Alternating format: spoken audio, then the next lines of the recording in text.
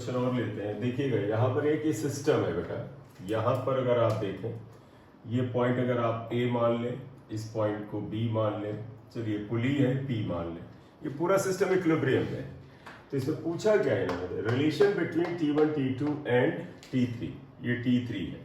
तो देखो ये टेंशन T1 है, इस वाले हिस्से में रस्सी में टेंशन T1 है, ये हिस्सा T2 है, ये हिस्सा T3 है, इनके बीच में ये रिलेशन आपको मिल रहा है। क्लियर? तो ये पूछ रहे हैं कि बताइए इनमें क्या रिलेशन है, T1 T2 T3 में क्या रिलेशन है। एक बात आती है।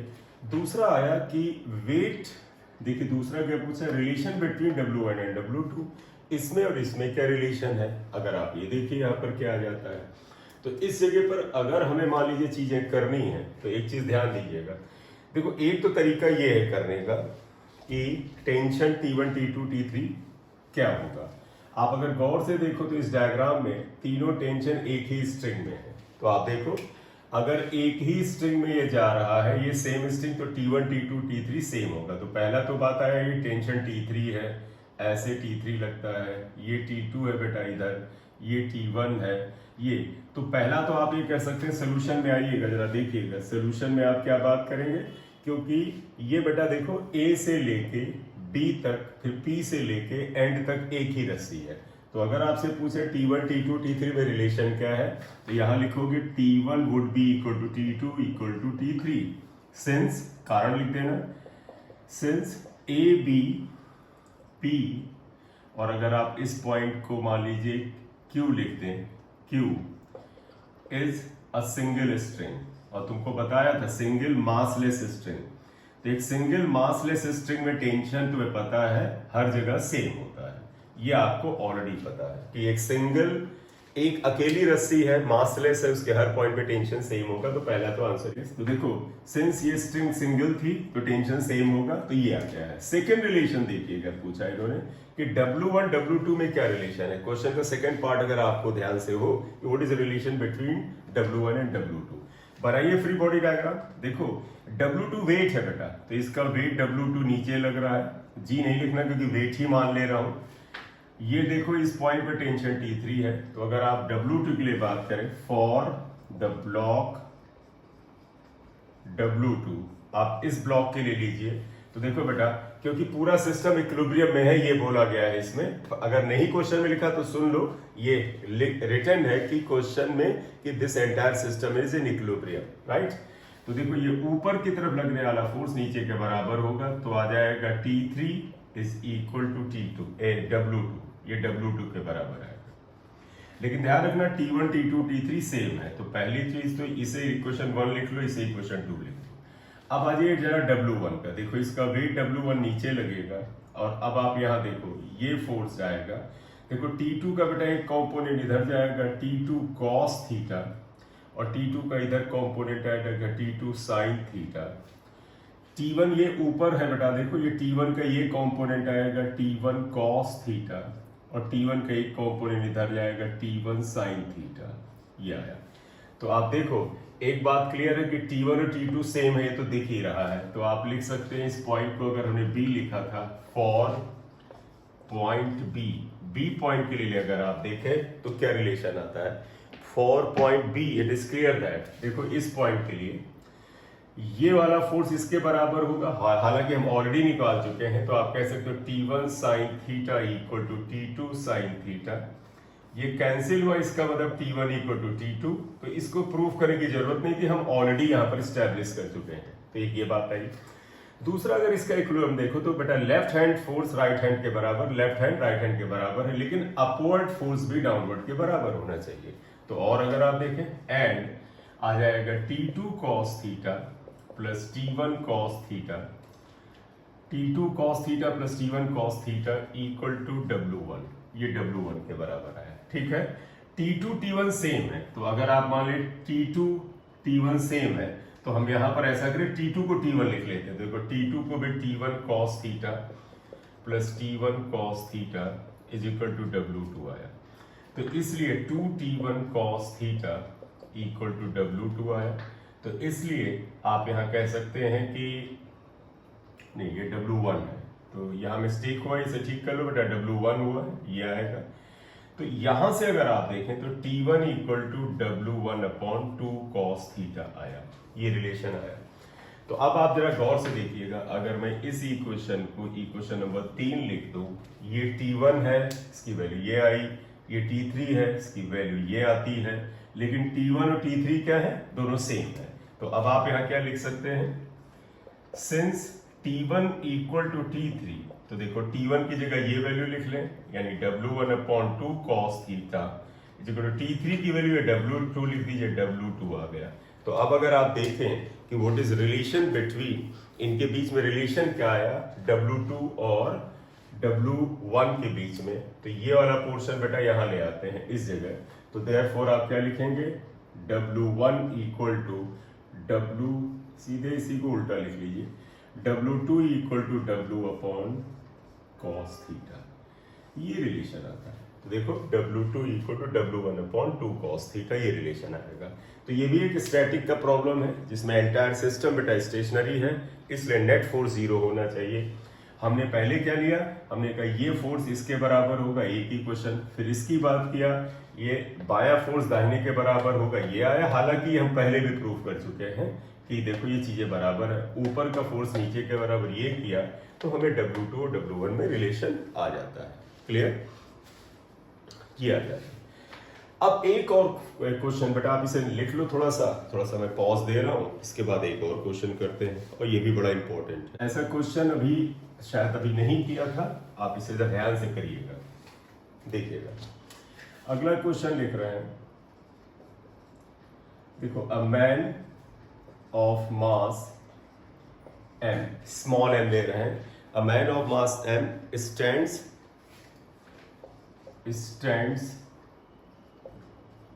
इन अ लिफ्ट ऑफ मास, जरा सिंबल पे ध्यान देना, ये कैपिटल M लिख रहे हैं, of capital M as shown in figure, और फिगर में ये बनाया है कि बेटा एक फिक्स पुली है, आप देखिएगा, एक ये फिक्स पुली आपको यहाँ दिख रही है, इसको आपने ऐसे फिक्स कर रखा है, दिस इज अ फिक्स पुली, ये आपको दिख रही है। इस फिक्स पुली में यहां से आप देखिएगा एक इस तरह से लिफ्ट टाइप का है, ये लिफ्ट काइंड ऑफ है, ये इसका मास कैपिटल M है, और इसके अंदर ये स्ट्रिंग जाती है और ये ऐसे यहां आती है, और एक आदमी बेटा इसके अंदर ये हाथ से इसको होल्ड किए हुए है और ऐसे खड़ा है।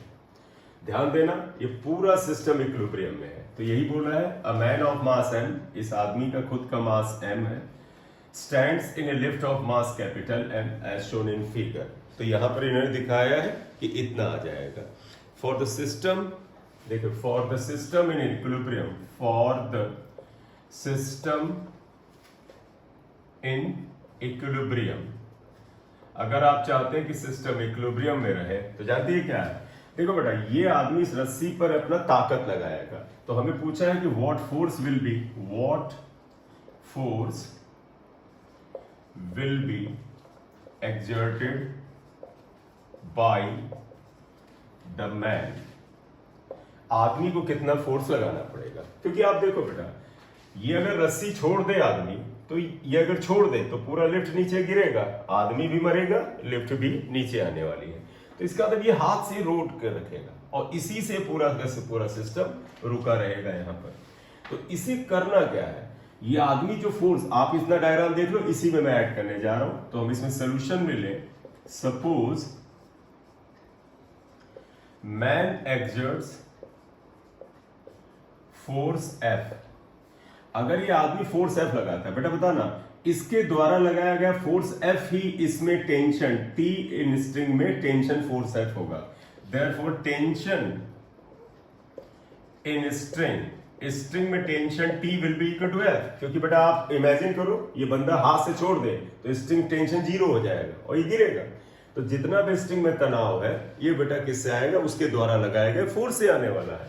तो अगर इसने फोर्स F लगाया है, स्ट्रिंग में तनाव T होगा, तो पता है जितना ये टेंशन T F के बराबर, इतना ही tension T equal to F यहां लगेगा, इतना ही F यहां लगेगा, और फिर यहां से ऊपर की ओर भी ये इतना ही फोर्स लगेगा। अब अगर ये कहते हैं कि बताइए एक कितना, ये फोर्स एफ कितना है, गौर से देखो तो देखो अब आ जाओ दूसरी बात, इस आदमी का वजन स्मॉल एम जी नीचे लगेगा, ये जो बेटा लेफ्ट है इसका खुद का वजन जो है वो कैपिटल, ये कैपिटल एम है, सिंबल पे ध्यान दीजिएगा, एम जी डाउनवर्ड लगने वाला है। क्लियर? बताइएगा फ्री बॉडी डायग्राम अगर इतने का सिर्फ बनाओ, ये नीचे वाले का, क्योंकि ये जो दो फोर्स हैं ये इस पुली पे लग रहा है, हमें इन दो फोर्सेस से कोई लेना देना नहीं। आप देखो इस सिस्टम के ऊपर जो फोर्स लग रहा है, ये फोर्स ऊपर है एफ, ये फोर्स ऊपर है एफ, और ये फोर्स नीचे लग रहे हैं, और पूरा सिस्टम क्या है, रेस्ट में है, ये पूरा सिस्टम रेस्ट में है। रेस्ट का मतलब upward force equal to downward force. तो आप लिखोगे फॉर इक्विलिब्रियम, आप अगर आप देखें इक्विलिब्रियम के लिए क्या होना चाहिए, ये upward force should be equal to downward force. तो F plus F should be equal to capital mg plus small mg।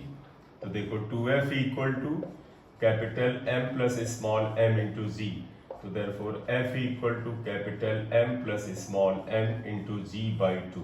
तो इस आदमी को इतना फोर्स लगाना पड़ेगा। तो आप अगर गौर से देखो इस पूरे का जो वजन है, मतलब ये पूरा जो लिफ्ट है और इस आदमी का जो टोटल वजन है वो है m प्लस एम जी, इसका आधा फोर्स लगाना पड़ रहा है। और ये मशीन की खूबी होती है, जानते क्यों लगाना पड़ रहा था, दो धागे हैं, एक धागा ऊपर एक धागा इधर, तो इसके द्वारा लगाया गया फोर्स इसके द्वारा लगाई गई ताकत हाफ हो जाती है, राइट। अगर दो स्ट्रिंग है ऊपर की ओर तो ताकत हाफ होती है, यानी आदमी के द्वारा लगाया गया फोर्स हाफ होता है। अगर चार धागे आ जाए 1/4 हो जाएगा। एक क्वेश्चन और कराता हूं, ये ध्यान रख लो, अच्छे से नोट कर लो, एक क्वेश्चन और ऐड करता हूं जिसमें तुम्हें दिखेगा कि वहां पर 4 धागे हैं। क्लियर? आप कर लें इसे। तो एक और क्वेश्चन इसका बनाते हैं,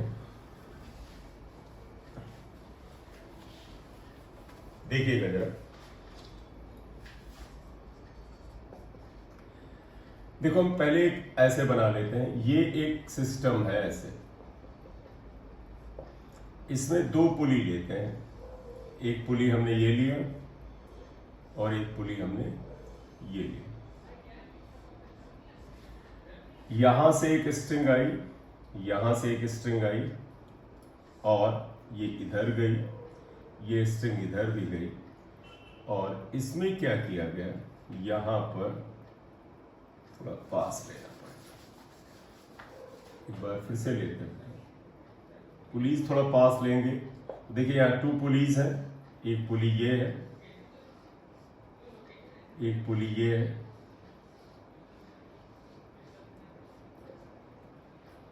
ये इधर आती है यहां पर, ये एक सिस्टम है,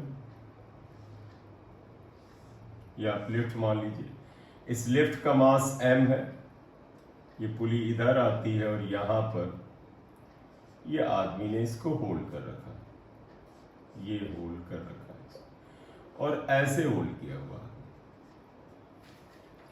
इवन एक साइड नहीं होल्ड किया है।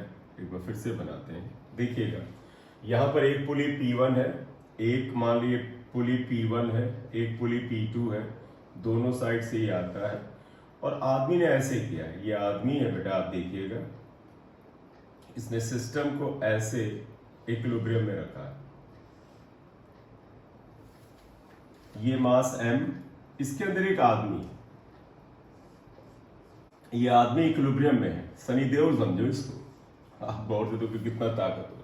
इसने अपने दोनों हाथों से इसको रोका हुआ है, इसी वजह से इसका खुद का मास m है, ये खुद इक्विलिब्रियम में है। तो इस आदमी ने क्या किया है, पूरे सिस्टम को अपने हाथों में होल्ड करके रखा हुआ है, जैसा कि तुम्हें दिख रहा है। तो देखो इस आदमी का, यहां पर मैं एक बार क्वेश्चन रिपीट कर दूं, इस आदमी का मास m है, ये जो आपकी लेफ्ट दिख रही है इसका मास कैपिटल M है, ये स्ट्रिंग यहां से यहां पास होती है, इसने अपने दोनों हाथों से ऐसे जैसे सनी देओल टाइप में उसने सारे सिस्टम को होल्ड कर रखा है, अगर ये छोड़ दे तो नीचे गिरे। तो इनका मतलब फिर है वही कि आदमी अपने हाथों से कितना फोर्स अप्लाई करेगा। फाइंड आउट फोर्स अप्लाइड या force exerted by the man to keep the system in equilibrium, कहिए स्टेशनरी कहिए, एक ही बात है, इक्विलिब्रियम। अगर ये सिस्टम को इक्विलिब्रियम में रखना है तो कितना फोर्स लगाएगा ये पूछते हैं। तो मान लो सोल्यूशन में बेटा आइए पिछले तरह आइएगा, लेट ही अप्लाइज फोर्स F। तो अगर ये अपने हाथ से फोर्स F लगा रहा है, दोनों तरफ बराबरी तो लगाओगे, अगर इधर से कम लगाओगे तो ऐसे वैसे हो जाएगा, अगर आप बराबर लगाओगे तभी होल्ड करोगे। अगर आपने कहा नहीं सर इधर से कम लगाया तो भैया ये हाथ ऐसे हो जाएगा। तो दोनों तरफ से बराबर फोर्स लगाना पड़ेगा। इसने फोर्स इस पे F लगाया तो इस पे फोर्स F ऊपर चला जाएगा जो स्ट्रिंग में टेंशन के बराबर हो जाएगा, इससे फोर्स F ऊपर चला जाएगा। तो पता है कि ये F ही इसमें स्ट्रिंग में तनाव है बेटा, ये टेंशन नीचे आएगा, ये टेंशन भी नीचे आएगा, F के बराबर है, F के बराबर। देखो ये टेंशन का रिएक्शन फोर्स F आएगा, इधर भी F आएगा, इधर भी F आएगा और इधर भी F आएगा। ये इतना हो गया। तो F फोर्स लगाते ही बंटवारा ऐसे हो गया। अब आप देखो इस सिस्टम के इक्विलिब्रियम की अगर आप बात करो तो इस पे कितने फोर्स लग रहे हैं। देखो इस आदमी का वेट स्मॉल mg नीचे, ये जो आपके लेफ्ट है इसका वेट कैपिटल mg नीचे, और ऊपर की तरफ फोर्स है F F F F 4F है। तो फॉर इक्विलिब्रियम अगर आप चाहते हैं इक्विलिब्रियम में रहे तो देखो F plus F plus F plus F यानी 4F इज इक्वल टू, नीचे का फोर्स क्या आएगा m प्लस, या चलो पूरा लिख दें mg प्लस कैपिटल mg। ध्यान रखना डिफरेंस रखना नहीं 2mg हो जाएगा, ये स्मॉल है ये कैपिटल m। तो आप देखिएगा आदमी को कितना फोर्स लगाना पड़ेगा, इंपॉर्टेंट देखो बेटा, वेट क्या है, खुद का वजन mg है, देखो खुद का वजन mg है, जो कैरेट था या जो पुली थी उसका वेट कैपिटल mg है और अपॉन 4। तो अगर ध्यान से देखें इस आदमी को कितना फोर्स लगाना है, खुद का वजन mg, जिस सिस्टम पे खड़ा उसका वजन कैपिटल mg, उसका 1/4 1/4 लगाना है। क्यों 1/4 लगाना है? क्योंकि 4 स्ट्रिंग आ गई, 2 पुली 4 स्ट्रिंग, इसलिए देखो फोर्स 1/4 हो गया। यही मैजिक ऑफ मशीन या पुली है कि अगर जितनी पुलीज होंगी फोर्स उसी हिसाब से आदमी को देखो उतने गुना कम लगाना पड़ रहा है। ये आप देख लो, बड़ा इंपॉर्टेंट क्वेश्चन है, इसे भी अच्छे से देख लें। क्लियर?